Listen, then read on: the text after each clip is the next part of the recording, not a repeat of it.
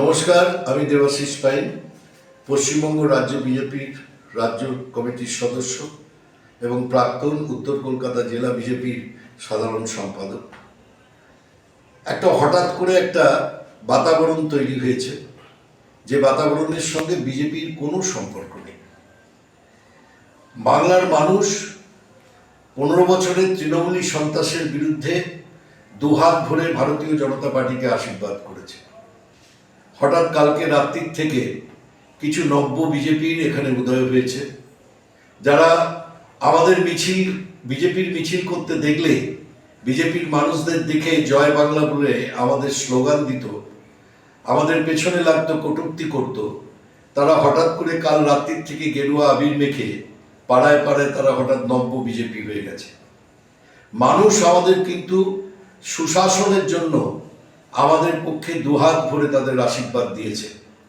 আমরা যারা বিজেপি করি এবং রাজ্য সভাপতি এবং শুভেন্দু অধিকারী, রাজ্য স্তরের সমস্ত দায়িত্বশীল পদাধিকারী নেতৃত্ব এই নির্দেশ দিয়েছেন যে আমরা মানুষের কাছে কোনোভাবেই বিজেপিকে ছোট করতে পারবো না।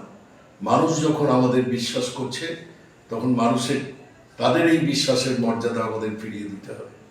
বিজেপির যারা আমার সহকর্মী বন্ধুরা আছেন তাদেরকেও বলি, এই হঠাৎ করে রাতারাতি গেরুয়া আবির মেখে যারা বিজেপি হয়ে বিভিন্ন জায়গায় সন্ত্রাস করছে, সব কিন্তু তৃণমূলের ছদ্মবেশে আমাদের মধ্যে ঢুকে আছে।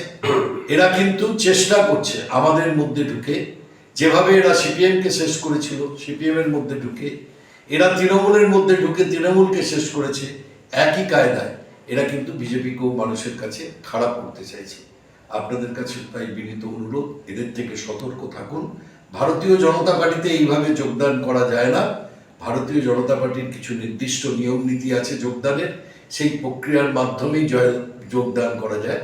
অতএব সতর্ক থাকুন, কঠোর এবং কঠিন হাতে এদেরকে প্রতিহত করুন।